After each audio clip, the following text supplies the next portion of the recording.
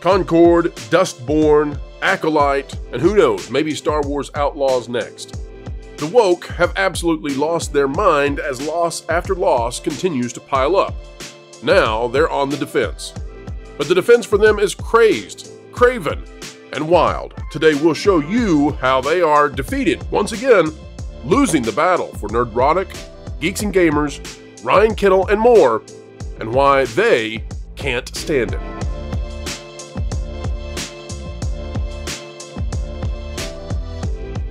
Hello folks, notch another win for the good guys. Turns out that the efforts to deplatform, demonetize, and devoice Nerdrotic, Ryan Kittle, Geeks and Gamers, so many more has failed. Take a look at this. We're showing you right now the response from YouTube, declaring that they have not violated any of their policies, and that though these people who want them removed from society, banished to the edges of Siberia perhaps, well, they're not going to get their way. And that's not going to make them happy. Very unhappy, in fact. It also shows that YouTube is recognizing, I think, that there's a place for criticism, for critique, and for disliking a product. YouTube probably also sitting very pretty, enjoying the fact that they beat Disney in overall content. And guess what?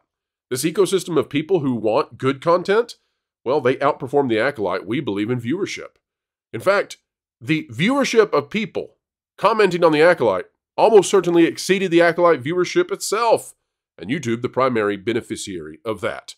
Let's bring on the panel now, and we'll talk about all of it right now. This is out of Inverse. Have either of you seen this article yet? No. Yeah, I've seen it. It's Inverse, though. It's like they're almost as bad. I think they're worse than Screen Rant. Well, they're gonna win that award right now. Here we go. This is Livy Scott as the author. Lucasfilm's cowardice is finally catching up with it. As the studio ignores the Acolyte, it puts the entire Star Wars saga at risk, as opposed to hibernating and having no movies coming out in theaters. That's not risky. Amanda Stenberg. They funded it. They aired it. It's on Disney Plus. They paid for it. How did they ignore it? How did they? You know who ignored it? Viewers. Viewers ignored it. Especially the Disney Plus subscribers. If a million people, just a million, if a million people watch the Acolyte, all the episodes, okay, binge watch the season one more time. If a million people did it, Disney would Family Guy this thing in a minute and bring it back. Guess what? There aren't a million people who are willing to rewatch this thing. Amanda Stenberg wasn't surprised by the Acolyte's abrupt cancellation. Of course not. She was too busy making diss tracks. I'm going to be transparent and say that's not a huge shock for me. 25-year-old actor recently admitted via Instagram, citing the waves of vitriol, bitches, hatred, and hateful language. And the cast and crew faced from the very beginning, before anyone had seen the series, the Acolyte found itself at the center of an anti-woke campaign. And Stenberg argues that echo chambers, full of fanboys and trolls, might have influenced Lucasfilm's decision to abandon the show. Sorry, I seem to have taken on the role of the troll. Has she been on the internet? It's full of echo chambers. All right, well, we've heard enough from her. Let's get to the author's thoughts here. It says, anyone who's spent an extended time in fandom spaces, guys, I got to say, I've never been in a fandom space. I don't know what a fandom space is. I think that's weird. I think if you believe you're in a fandom space, you need to go touch grass now. Is all too familiar with these echo chambers. In the Star Wars fandom, especially a vocal minority who somehow wields all the power of ratings combined, can feel like an overwhelming rabble. That's partly because these sects have been allowed to move unchecked against diverse stories for almost a decade. We must squelch them. They want to blow you up like poor Princess Leia's planet for daring to have an opinion about a show.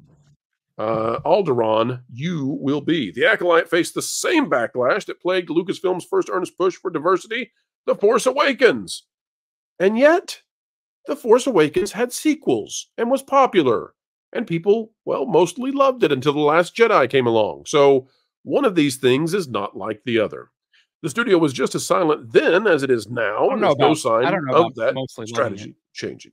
Well, back in the day, John, here's my thought, John, and then you take it. So I think many people were hoodwinked by The Force Awakens because they thought that though there were things they did not enjoy, like the Han Solo death, that there was a broader, greater story that would make it all make sense and it was going to turn out good. And then they saw The Last Jedi and realized, no, Han's death was for naught. There is no actual story to this woman we're watching. Maz Kanata was lying because this is just a train wreck. Yeah, I agree. I think there was hope for what would come, but at the same time, I do think that there was significant criticism regarding the fact that it was literally just derivative of the original Star Wars remake. Yeah, absolutely. Nolan, any thoughts on that one? Reboot. Oh, absolutely. I think at that time there was still optimism and hope that it would get better. In fact, going back to Beetlejuice earlier, we were saying about how like maybe the first half hour could have been a little bit stronger compared to what happened later. Like it was setting up something great to happen and it just completely imploded in itself. Like I was there, you know, I bought the Blu-ray day one when it came out. Like I thought it would turn the ship around. It's like, okay, we went through years and years, you know, of making a checklist of George Lucas messed up Star Wars. How can we fix it? And they made the most safe movie ever made. And then it just showed that the whole thing was for naught. It was just a corporate product that took some daring decisions and it just fell apart and just became fan fiction by the end of it. But I do agree at the time, Force Awakens, people had optimism, which I think Lucasfilm has completely lost. And going into what saying here, like the saga's at risk. The saga has been at risk ever since Last Jedi, and that's how many years now. It's old news. I don't understand how these people can't see that. When you have so many people shouting at you, it probably gets annoying after a while. Can't you see that whatever's going on just isn't working for what who you're trying to sell to? Well, let's see what they would counter with. For this author says, no one's saying that The Acolyte was a perfect series, nor should it transcend any constructive criticism. Guys, it was one of the worst things I've ever watched. I mean, I don't know do you want me to provide constructive criticism for the Garbage Pail Kids? For Rainbow Bride and the Star Stealer? Like, I don't know. When it hits this level of bad, what do you want? And we have the right to just pile on it and say, this is garbage if it is. But Lucasfilm's choice to cancel the series outright, rather than stand by its cast and crew, address the show's flaws and give it the space to succeed, speaks more to its own cowardice than it does to any sound business sense left unchecked. That could actually cause more trouble than The Acolyte ever could. Left out of this article, John, is that this cost $200 million to make. So it's a very hefty amount of money Disney would need to pony up in order to stand by their cast and crew. This is divorced from reality. Are they going to cite the McKinsey study that diversity increases profits? That's been debunked now. Well, we get into four-quadrant appeal. That's going to be the next part, which, by the way, I would say that they sacrificed four-quadrant appeal back with The Force Awakens because they decided they didn't need boys anymore. The boys would just play with the toys no matter what, and they decided they were going to aim this thing simply at girls. But this goes into there is one legitimate gripe in the article, and that is they go into the situation where they shrunk John Boyega on the poster for China. And we've all said that's despicable. Yeah. Do they talk about the viewership numbers at all? No, they really don't want to talk about that because the whole Star Wars is on a decline, tremendous decline. Their whole argument is about financial. What was the word that they used there? This is a bad decision because they should be actually making money off of this. What are they thinking? But they don't actually go into the actual numbers and the fact that even Disney Plus subscribers weren't watching this show. Let me see if I can translate for you, John, with a little ditty going through my head. Stand by them, though they're so wrong. Disney's your friend. 200 mil to lean on. That makes sense. I think that's what they're going for. Also, proof positive, pro can't sing. Apologies, folks, for your eardrums. But that's what they're doing right now is saying, well, you know, if there's diversity and if you hire the former assistant to Harvey Weinstein and you cancel the show just because nobody's watching it and it's a horrible return on investment, you are betraying the social fabric. You are supposed to be supporting Disney. You are supposed to propagandize on our behalf. You have not. You are a bad comrade, Disney. That's what they say. That's the whole gist of the story. So there you have it, folks. But this is all part of the broader picture. I think gentlemen, that they're just getting ramped up. I mean, they're angry. You think about it. They lost Concord, they lost the Acolyte, they lost Dustborn, and they're going to lose more. They're going to lose more stuff. And it's becoming so obvious now that it has everything to do with woke messaging. Think about what Inside Out 2 did by staying away from woke stuff. It's the highest grossing animated film of all time, despite the fact that it's mediocre. And the movies that were woke that Disney released for the past 3 years, they all had tremendous multi-$100 million flop price tags associated with them. So these people are getting very angry. They're realizing that they are far out there into the radical fringes of the market. They do not represent anywhere close to the majority, and they've lost the narrative control. And that's what they require more than anything else, is narrative control. I'll say it's been probably kind of a painful death of them, honestly, because I can't say the past few years ago I really thought things would go in this direction. You know, the voice really felt, so it was really easy to feel like I was not victim.